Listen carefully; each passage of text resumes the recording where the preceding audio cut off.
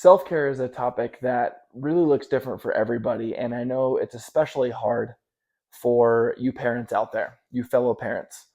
And that's why I wanted to do this video because I was approached by someone on social media about this today, and it just kind of reminded me this is a conversation I've had a lot, and it's something that I am actively working on in my own life, so I thought I would do a video.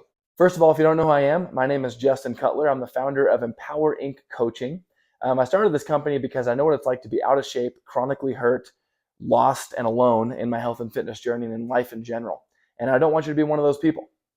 So here you are, like you have this thought of, man, I need to take care of myself. My health is really waning ever since I had kids or took that supervisor job, or I've just gotten older, you know. But then when you think about doing it, you start really feeling selfish about it. And I'm speaking again from personal experience.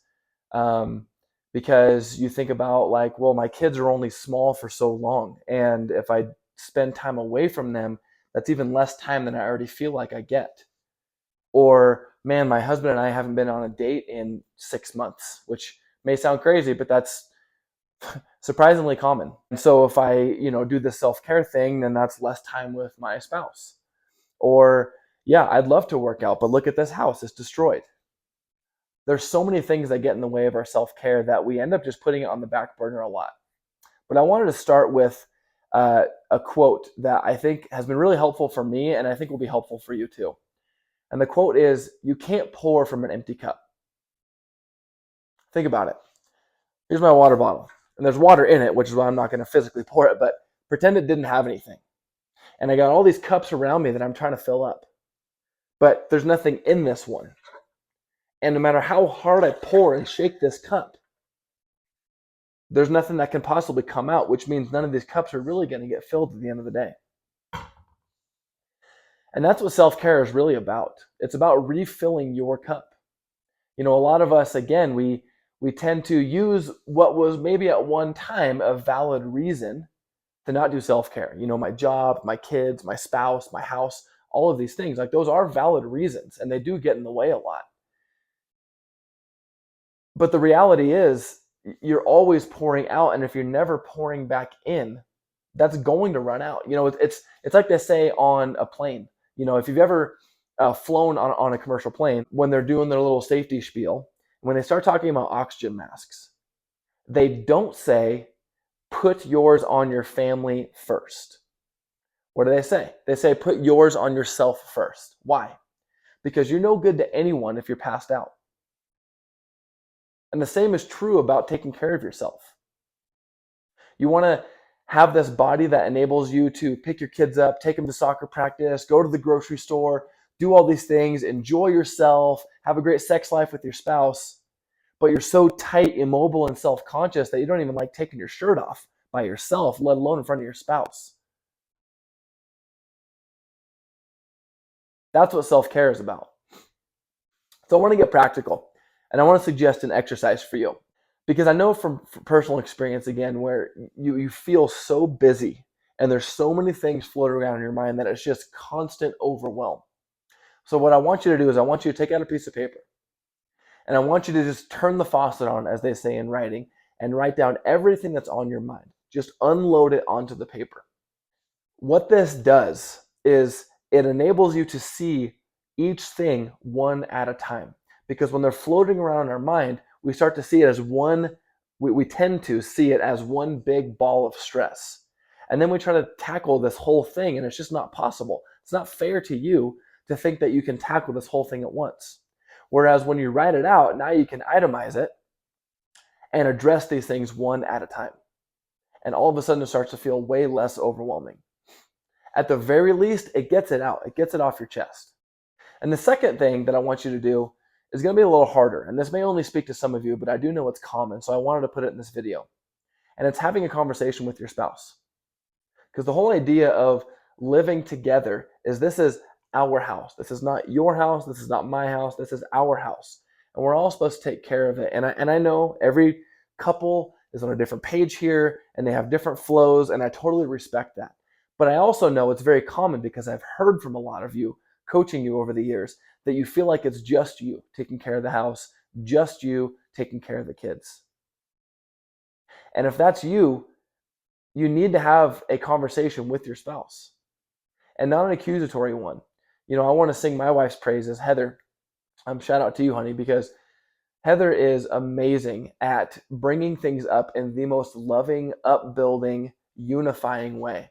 Because I have certain responsibilities around the house, and we've kind of agreed on, and I am fairly consistent at them, but I do tend to get inconsistent sometimes. And what this does is it puts excess stress on Heather because now she feels like she has to do everything. And then you wonder why, your wife doesn't feel like she can take care of herself when you're not even helping out. And it's not even helping out. Like, this is your house, man. This is your house too. And so if that's you and you're watching this, step up.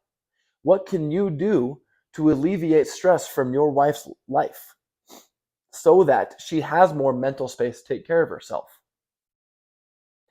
And then speaking about mental space too, what I also want you to do is really take an honest look at how you spend your time. And I know you're probably genuinely very busy, but I know firsthand that I don't know if it's like a biological protective mechanism or what, but I know that when I am really particularly busy, the thought of doing anything else, even the dishes sometimes, it just feels like too much. There's no possible way I have any room for anything else on my plate. And I have found in my own life that's very seldom true. The reality is I'm just very busy up here, and I haven't actively unloaded it. I haven't addressed each one, and I haven't taken honest stock in how I spend my time.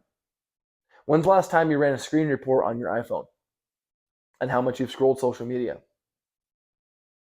How many minutes or hours have you spent watching TV this last week? And here's the thing, I'm not asking you to stop those things. But what could it look like for, let's say you spend an hour a night on your phone or on TV or both? What could it look like for you to carve out just 20 minutes of that, or even 10 to start? Meditating, journaling, walking, breathing, whatever that is, whatever that thing you want to do is that fills your cup back up. And then you have still the better part of an hour to be on your phone or watch TV. The reality is, you've heard it before, but we all get the same 24 hours. How you spend it is completely up to you. And the busier you are, the more intentional you have to be with the time you do have left. Because when we were younger, we had all this free time in the world. We didn't have to schedule it. But now you do. And as a bonus tip, something that's really helped me is including my kids with my hobbies. My hobbies are working out. I do like to work out, so I do it a lot. And I like to draw. And don't get me wrong, I still prefer to work out and draw without them most of the time because, let's be real, it's a very different experience when you're doing those things with your kids. But what I found is it is kind of a best of both worlds scenario, because the reality is I'm sharing a part of who I am with my kids, and I'm showing my kids that I am worth taking care of by doing these things for myself. That's another question I wanted to ask you in this video. If you are this person, and this isn't like accusatory, because I know that if you are in this boat of feeling like you are overwhelmed, you're already feeling like you suck at stuff, or like you're failing at these certain things. I mean, welcome to being a parent, right? You feel like you're failing all the time, or at least I do. So that I'm not trying to add to that list. But the reality is, like, we all care about being a good example to our kids, right? And yes, our kids do take a lot of time to take care of, especially as they're younger, because they need us. And that's a good thing. It's good to be needed. And we don't get that time back with our kids. But what are we showing our kids if we are not taking care of ourselves? To me, I'm showing my kids that I respect myself, that I value myself, that my time is valuable, and that I do have interests. I actually really like sharing things about my life and my favorite bands and all of this with my kids. Because if I died today, I hope I don't, but if I did, I want my kids, even now, even as young as they are, to know at least a little bit about me. By taking care of myself, I am celebrating my unique self. And the cool thing is, one thing I've noticed is While it's ideal to have an entire spa day to yourself or whatever that is, and that's not completely unreasonable, but it doesn't take much to do self-care. We're talking 5 to 10 minutes. Go for a walk. Start there. That will be my encouragement to you. If you're in this place where it's been so long that you've done anything for yourself and you just don't feel like you have the time or mental capacity, just take a walk around the block. You have to start somewhere, because here's what's going to happen. Even a walk around the block, you're going to get some fresh air. You're going to and stay off your phone. You're going to slow life down. You're going to take some deep breaths. You're going to hear the birds chirping. You're going to be moving your body. You're going to be feeling better. And then what's going to happen is you're going to want more of that. And that is when the momentum really starts to build. For me, my self-care, I work out every day, and I do have to carve time out of the day for that. And I hang out with a friend, usually about twice per month. And don't get me wrong, that's not easy for me to do. Still to this day, it's easier. But especially when my kids are going, don't leave, I don't want you to leave. I say, it's okay, I'll be back in the morning. I'll be back for breakfast. I need that time. Like dad needs that time. I need that time with Heather, my wife, and I need that time with my friends. And if I'm denying myself that, then I'm denying the very things that fill my cup up, that enable me to be the best father and husband I can be. So it's time to stop using your spouse and your kids as an excuse, because it was a reason. But if it's gone on for months and months, it's now become an excuse. And it's time to start small. You are worth taking care of, and it doesn't take much. So I hope this video helps. The only ask I have is that you share it with someone that needs to hear this. And we'll see you for the next one.